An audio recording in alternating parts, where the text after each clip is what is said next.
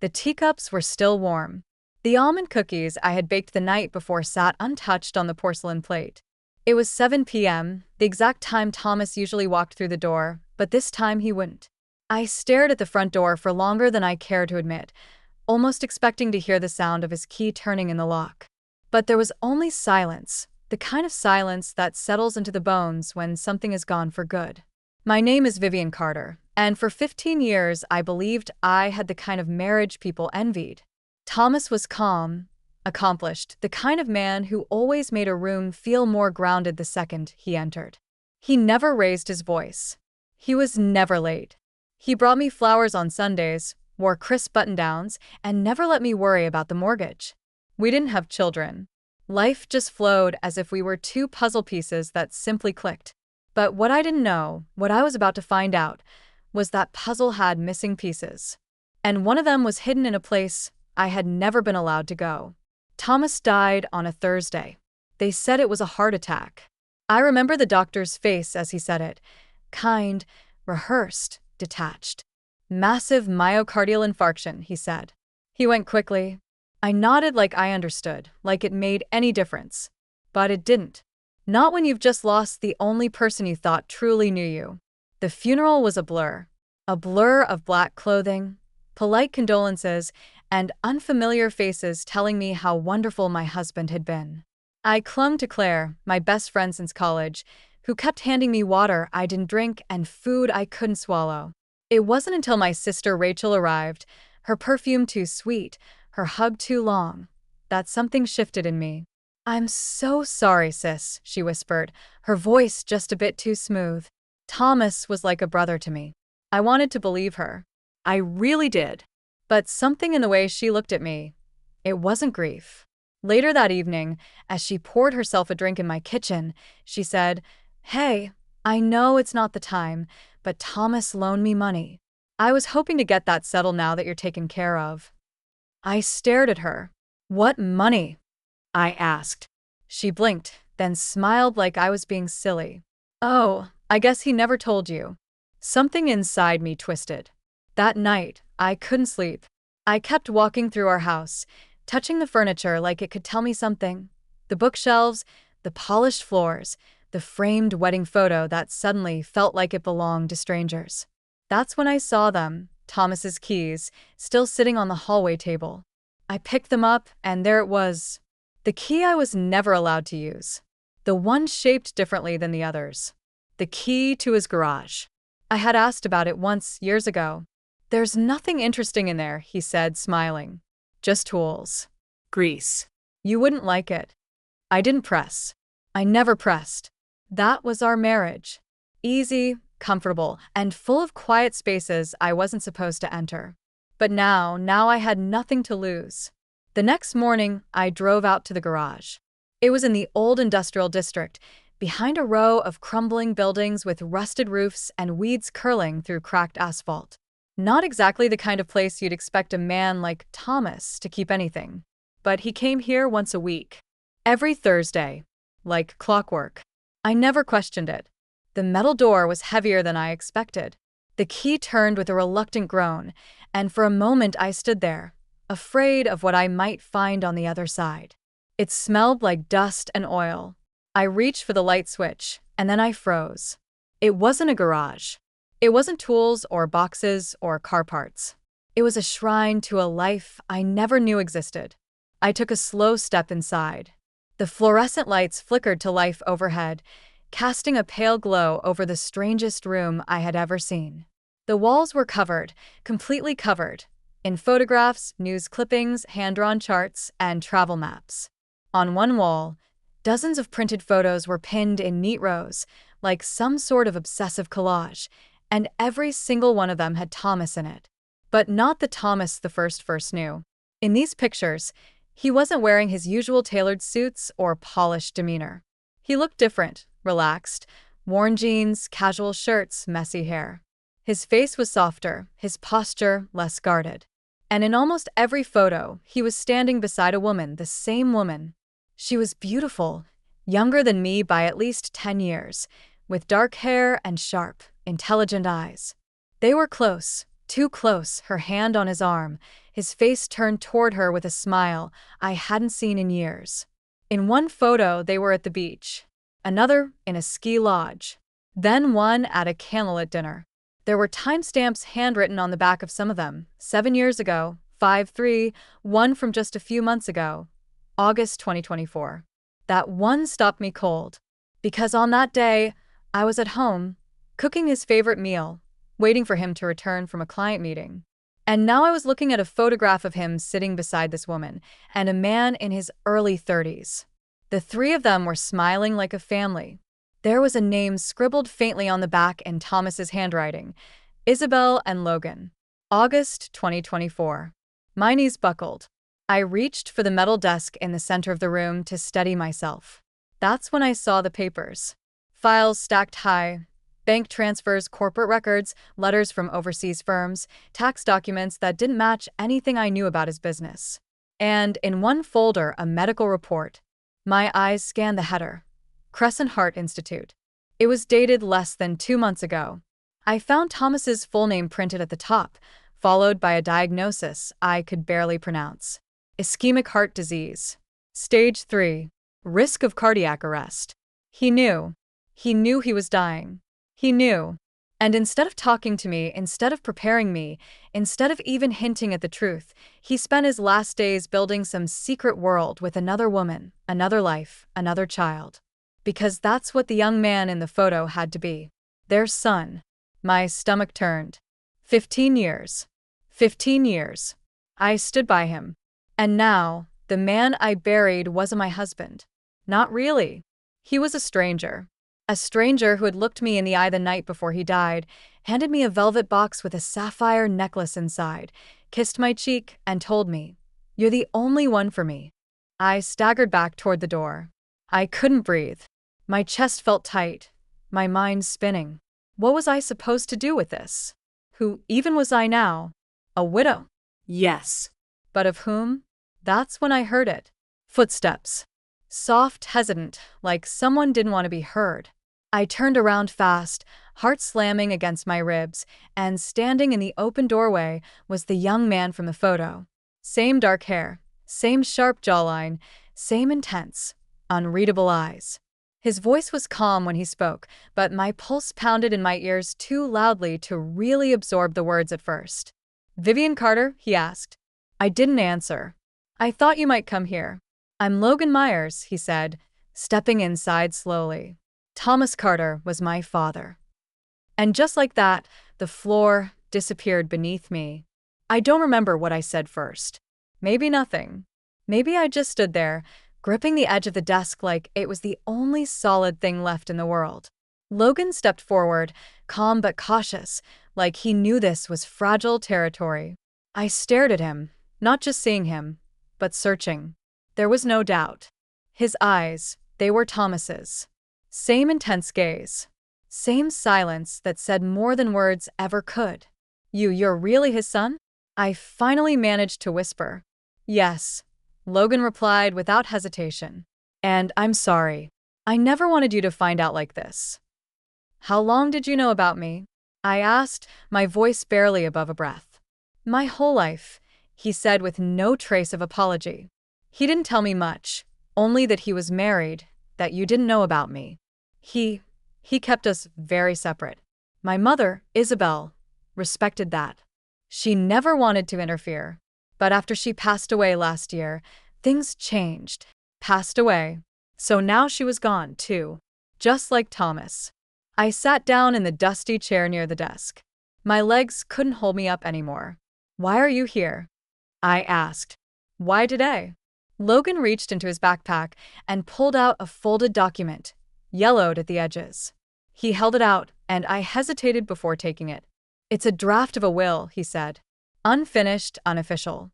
My father gave it to me 2 weeks before he died. He said the official one would go to you, but this was just in case."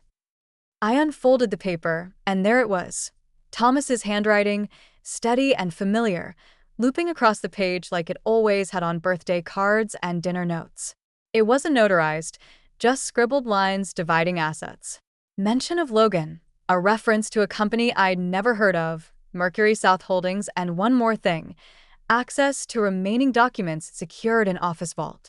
Code linked to personal item gifted to V. I froze.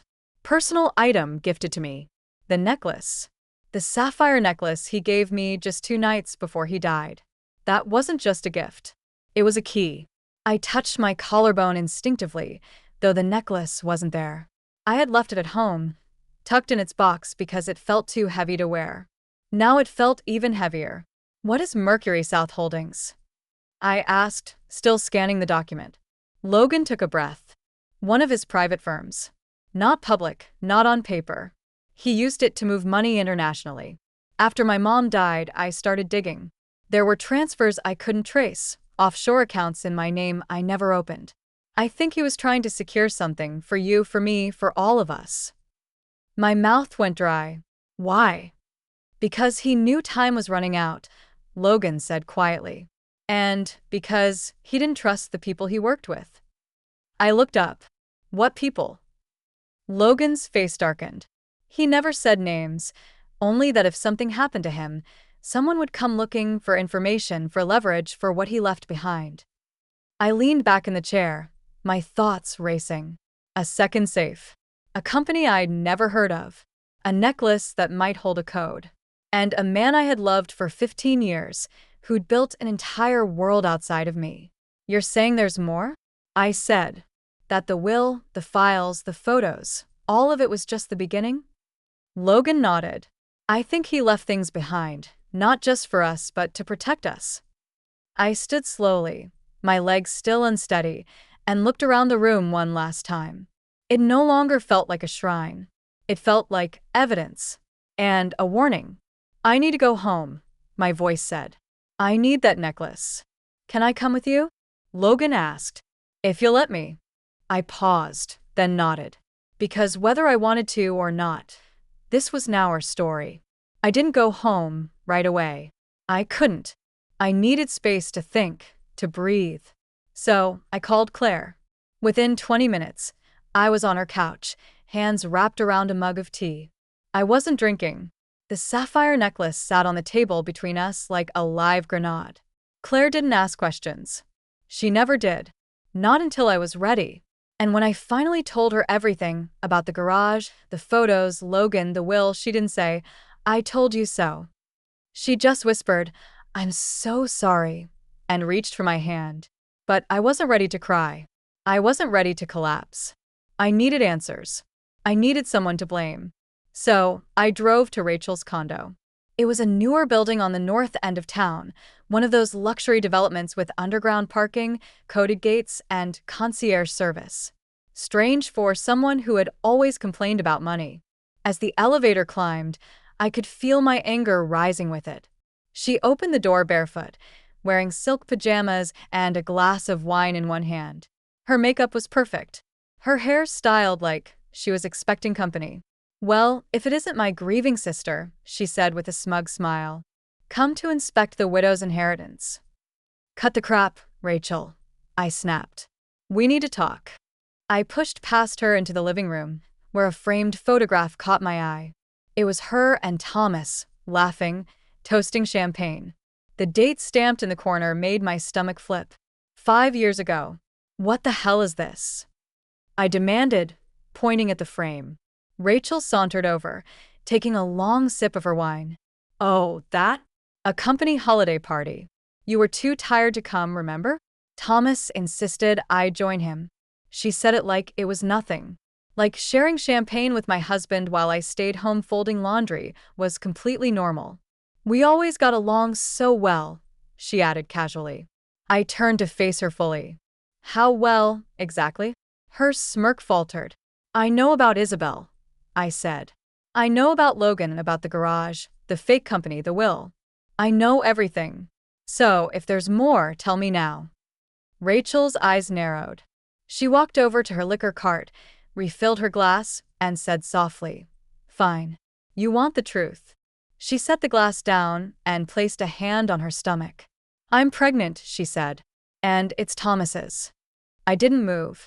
I didn't speak. My brain just shut down. 10 weeks, she continued. I found out a week before he died. He knew. He said he'd take care of everything. He even told me he would leave Isabel soon. I froze. You were still seeing him after Isabel died? Rachel gave a small shrug. She was never supposed to be permanent. I was always the one who stayed. I felt like I was floating outside my body. The walls, the furniture, the sound of the refrigerator humming, all of it faded into background noise. You slept with my husband, I whispered. Rachel shrugged. Don't act so surprised. You had your perfect little life, your perfect house, your perfect dinners at 7 o'clock. Meanwhile, I was struggling to pay rent, working dead-end jobs, listening to Mom compare us like I was some failed version of you.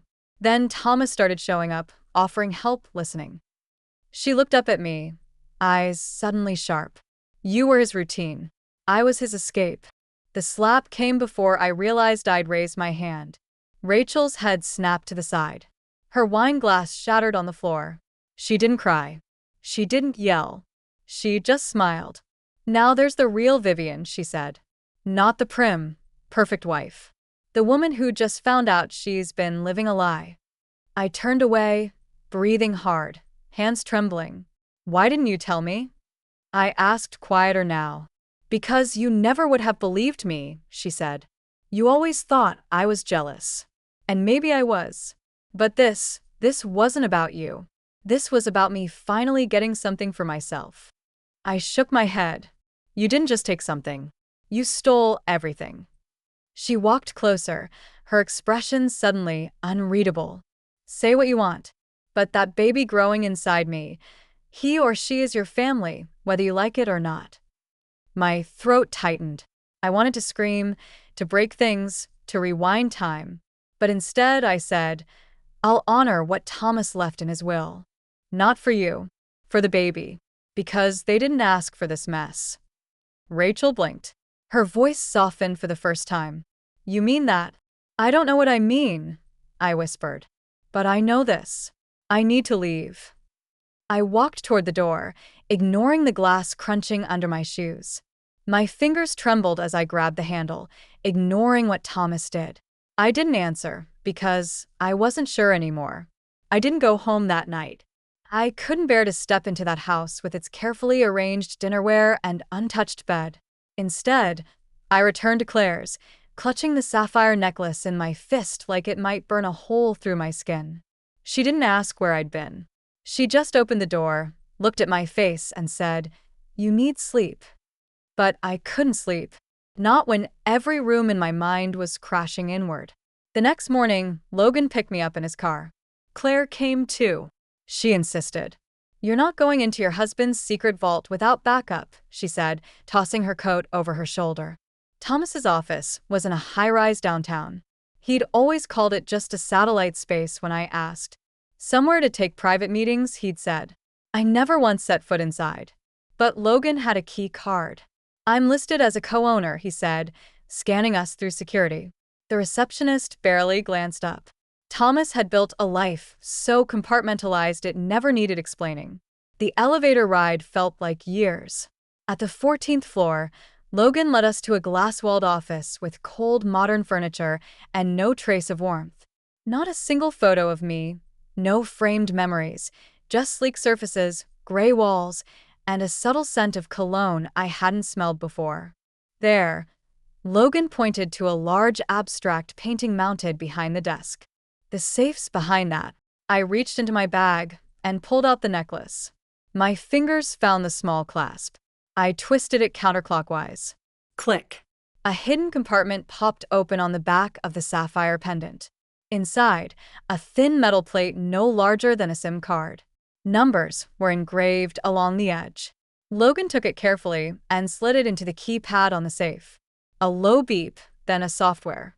The door opened. Inside were stacks of documents, a sleek black flash drive, a small wooden box, and a single silver key attached to a tag that read, Bank Safe Deposit, Federal Trust. Logan pulled out the documents. Contracts, transfers, financial statements. Some of these names, they're international banks.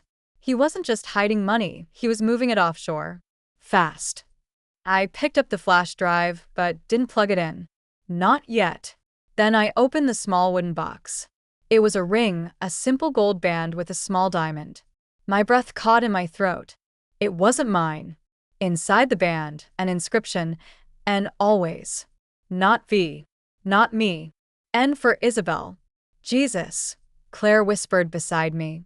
Logan looked away, jaw tight. He bought her a ring, I said, my voice barely audible. He was going to propose. Or maybe he already had. I couldn't move, couldn't speak, couldn't cry.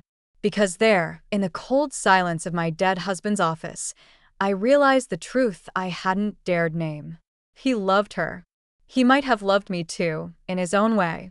But her, she got the part of him that was real. The part that smiled in photographs, that vacationed, that laughed. And the rest was a performance. A polished husband with dinner at 7 o'clock, roses on Sundays, and a safe full of secrets. Then Logan handed me a letter, folded neatly. My name on the front. I unfolded it with shaking hands. Vivian, if you're reading this, it means I'm gone. I'm sorry.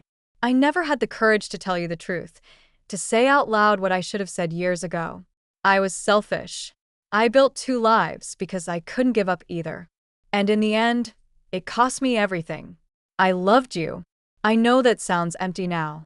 Maybe it always was. But I did in the only way I knew how. I wanted you to have peace, to be safe. That's why I left you the papers, the access, the truth. Use them how you see fit.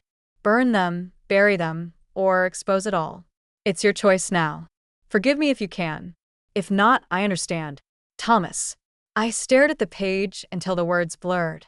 Then I passed it to Claire. She read it silently, then handed it to Logan. He didn't say anything. None of us asked. Because what was there to say? The man we'd all thought we knew had shattered like glass. And all we could do now was decide what to do with the shards. We left the office in silence. The kind of silence that doesn't come from peace, but from the absence of anything left to say. Claire drove. Logan sat beside me, and I stared out the window, watching Charleston blur into a palette of autumn gray. My dead husband had lived a life I never touched. Now we were holding the pieces of it in our hands. And we didn't know who else was watching. That night, as I tried to sleep on Claire's pull-out couch, my phone rang. Unknown number. Vivian Carter, a man's voice said. Yes, I answered, already on edge. This is Gordon Blake. I was a business associate of your husband's. My stomach dropped. I believe you have something that belongs to me. I don't know what you're talking about. Yes, you do, he said, calm, still water. The documents from the safe. Some of them concern international transfers, accounts I helped set up. I suggest we meet. I'm not meeting anyone. You will, he said, because the other people Thomas worked with, they're not as polite as I am. They don't ask. He hung up. I stared at the ceiling for a long time, heart racing. In the morning, I told Logan. His jaw clenched as he paced the room. He contacted me too, he said. But there's more. Last night, someone else called. He handed me a slip of paper. Victor Crane. He claims he's the original source of the funds Thomas moved. He said, if we don't return everything by the end of the week, there will be consequences. I didn't ask what that meant. I didn't need to. Logan pulled out the silver key from the safe. We still have the deposit box, he said. Whatever's inside might help explain who really owns what. But do we really want to open another box? I asked, trying to keep my voice from cracking. What if all it does is make things worse? Claire sat beside me. Then at least you'll know. Not knowing, it's what's killing you. She was right. So we made a plan. First, the bank. Then, if things still didn't make sense, we'd find someone who could tell us the truth. Thomas had to have had a fallback, a contact, someone who knew what the hell he was involved in. That's when Logan said, there's a name my mother mentioned once. Edward Holloway, Dad's old college friend. She said he was the only one who ever told Thomas the truth, even when he didn't want to hear it. Do you know where he is? I think so, Logan said. Mom had his address in Savannah. She kept it in a box of emergency contacts. So, we drove, a 2-hour trip in silence, rain trailing down the windshield like streaks of memory. Savannah greeted us with oak trees and damp air and the kind of stillness that only old towns seemed to carry. Edward lived in a tall brick house covered in ivy, like something pulled from a forgotten novel. He opened the door slowly. "You're Vivian," he said without hesitation. "And you must be Logan. You knew we'd come?" I asked. He nodded. Thomas said, "If it all comes apart, they'll find you." He stepped back. "Come in." Inside, his house smelled like paper and pipe smoke. Bookshelves lined the walls. A piano sat in the corner, untouched but polished. He motioned for us to sit, then disappeared into another room and returned with a sealed envelope. "He left this with me," Edward said. "It was only to be opened if both of you showed up together." I looked at Logan. He nodded. I opened the envelope. Inside was a short handwritten letter and a second will. This one was different. It named the child Rachel was carrying. It assigned 25% of Thomas's private savings, offshore, unspecified, to the child once they turned 21. I felt the blood drain from my face. He planned for everything, even this. And with that, I realized we were standing at the center of a storm Thomas had built, brick by brick. And now it was on us to survive it. I stared at the will again, at the name. Unborn child of Rachel Carter, 25% to be held in trust until age 21. It wasn't the money that stunned me. It was the precision. Thomas had planned this, all of it. Even after death, he was still 3 steps ahead. Why would he name the baby, but not Rachel? I asked Edward. "Because he trusted the child," Edward said gently.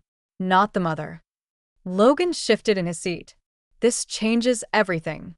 It means Rachel can't touch that money. Not legally." I looked down at the second will again. "And if she tries?" Edward nodded toward the flash drive. "Then you use that. From what Thomas told me, it contains detailed records of every transfer, every partner, every crime they committed to build this thing. If they push you, you push back." Claire exhaled beside me. "You have leverage." For the first time since Thomas died, I didn't feel small. I didn't feel like the woman who'd been lied to, cheated on, and left with broken pieces.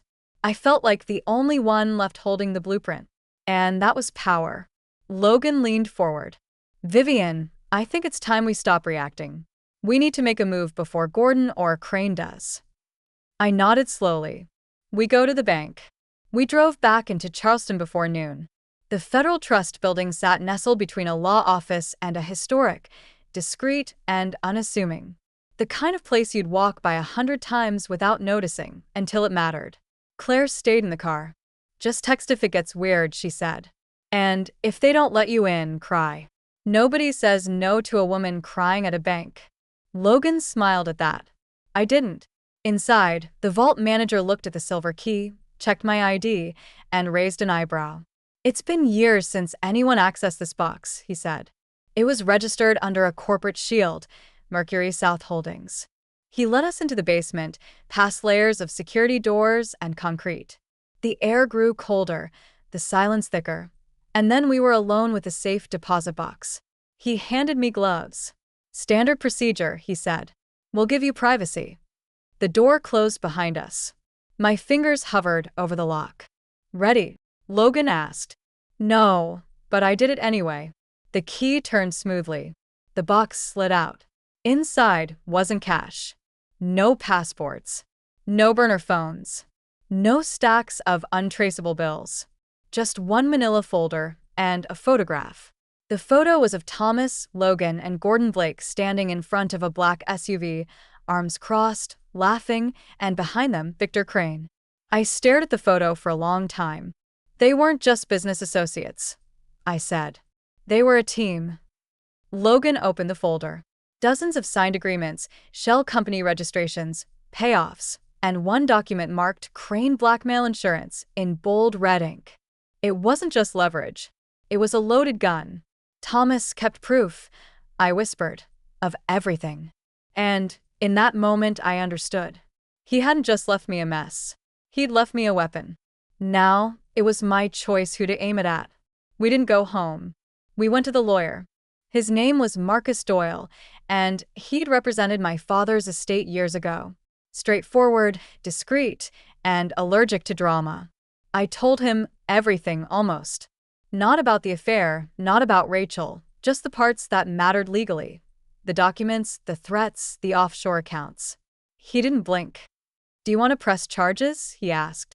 "No," I said. "I want insurance." He nodded. "Then we'll copy everything, digitally, physically. Store backups in 3 locations. One here, one with you, and one with someone not connected to you." "I know just the person," Claire said, smiling grimly. We spent hours scanning files. Thomas had kept meticulous records, names, dates, wire logs, fake invoices. It wasn't just shady business. It was criminal enterprise international. And with Thomas gone, they thought the evidence had vanished. They were wrong. By the end of the day, Marcus had drafted a simple letter. I added one line at the bottom in my own handwriting, "Try me, VC." We sent it to Gordon Blake's office via courier. He called within 15 minutes. "You think you're clever?" he hissed into the phone. "You're in over your head." "No," I replied calmly. "You are. Because the next call I make is to the IRS. And after that, Interpol." There was a pause, then laughter. "All right," he said. "What do you want?" "Nothing," I said. "I just want you to stop. No calls, no threats, no late-night warnings. You touch me or anyone I know, and the folder goes public. Every file. Every signature. You don't want that kind of trouble." "I already have that kind of trouble," I said.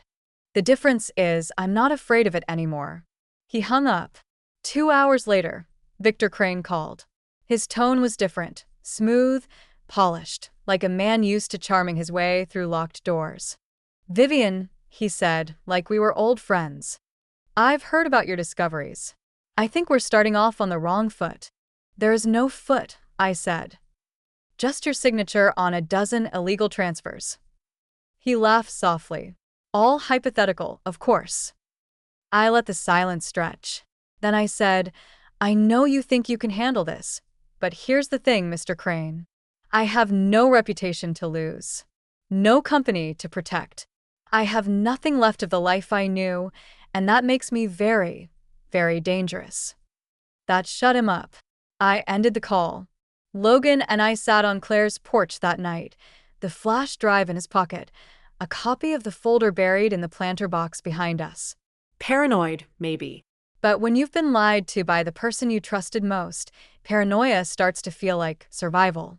"I didn't know he was capable of all this," Logan said quietly. "My mom, she always said he was complicated. But I thought she meant sad, not corrupt." "He was both," I said. "And maybe more." I stared up at the stars, cold and steady above us. "We're not done yet," I said. "There's one more thing we haven't opened." Logan frowned. "What?" "The flash drive." The flash drive was small, black, unmarked, like it had nothing to say unless you asked the right way. We didn't open it that night or the next morning. It took me 2 days. 2 days of preparing myself for whatever truth was still waiting. 2 days of rehearsing my reactions, as if practicing would make betrayal feel any less sharp. Logan sat beside me on the couch. Claire brought tea again. No one said a word as I plugged it in. A single folder appeared, for Vivian. Inside, one video file, dated just 10 days before Thomas's death. My fingers hovered, then clicked. The screen went black, then flickered to life. Thomas. Not the one I'd seen in wedding photos or seated across from me at dinner. This Thomas looked hollow, eyes tired, shirt wrinkled like he hadn't slept in weeks. He leaned forward. "Vivian," he said. "If you're watching this, it means I didn't make it. Or maybe I ran out of time." He sighed and rubbed his face. "There's no easy way to say this, so I'll just say it. You were never the one I needed to hide things from. You were the one I wanted to protect. But I waited too long. And now everything's closing in." He paused. "There's someone you need to be careful with. Someone you trust more than you should." My heart slowed. He looked straight into the camera. "It's Rachel." The room went still. She wasn't just someone I slipped up with. It wasn't that simple. She planned this from the beginning. The pregnancy wasn't an accident. The night I told her I couldn't keep doing this, she changed. Said if I left her, she'd go public, with the money, with the shell accounts, with everything I buried to keep you safe. He leaned closer. I think she killed Isabel. My mouth went dry. I can't prove it, Thomas said. But the timing was too perfect. Isabel had just packed her bags, told me she booked a one-way flight to Lisbon. Then the car crash, single vehicle, no witnesses. The brakes failed, they said, but she had the car serviced the day before. He looked into the camera, his voice trembling. Rachel knew she was pregnant. Isabel didn't. That's what changed everything. An accident, they said. No foul play. But Rachel knew she was pregnant, and Isabel didn't. Claire covered her mouth. Logan's fists clenched. I tried to make it right, Thomas said. I moved the money, created backups, made sure that if something happened to me, you would have the power. I'm sorry it took this much damage for me to finally do the right thing. He looked away, then back again. I was weak. But you're not. And if you want to walk away from all of this, do it. Take what's yours and leave them in the dust. But if you don't, if you decide to fight back, don't do it alone. The screen froze, then cut to black. I sat there unmoving for what felt like hours. He knew. He knew what Rachel was capable of. He knew what was coming. And still, he tried to control the narrative, even in death. Maybe out of guilt. Maybe out of fear. But now he'd handed me the truth. And it was time to decide what to do with it. Rachel didn't know I'd seen the video. Not when I invited her to brunch. Not when I hugged her at the door, said how much I missed her. How we should talk like real sisters again. She smiled like a woman who thought she'd won. She wore a pale blue dress that hugged her belly just right. He kicks when I drink orange juice, she said with a laugh, rubbing her hand over the bump. I smiled too, but my eyes didn't. We sat on the porch of Claire's house. Logan stayed inside. Claire poured sweet tea and left us alone. I'm glad you reached out, Rachel said, folding her hands neatly on her lap. I was worried you were angry. Why would I be angry? I asked softly. Because my husband was sleeping with my sister? Or because he left you part of the inheritance? Rachel blinked. That was the first crack. She shifted in her seat. Vivian. This is hard for both of us. Thomas was confused, torn. But he loved you. No, I interrupted. He didn't love me. He pitied me. Rachel flinched. I leaned forward. And he feared you. Her face stilled. I placed the flash drive between us. Rachel's lips parted just slightly. I know about the accounts. The manipulation. I know he was planning to leave you. And I know about Isabel. She didn't blink, didn't move, just said, you can't prove anything. You're right, I replied. But I don't have to. She frowned. I stood up. Because I'm not going to court. I'm not going to press charges. I'm not going to fight for some half-baked justice system to fix this. I looked her straight in the eye. I'm going to walk away and leave you here with everything you thought you wanted. The money, the child, the lies. Rachel stood up too. You think that scares me? No, I said. But it will. Then I turned and walked inside, where Logan was waiting.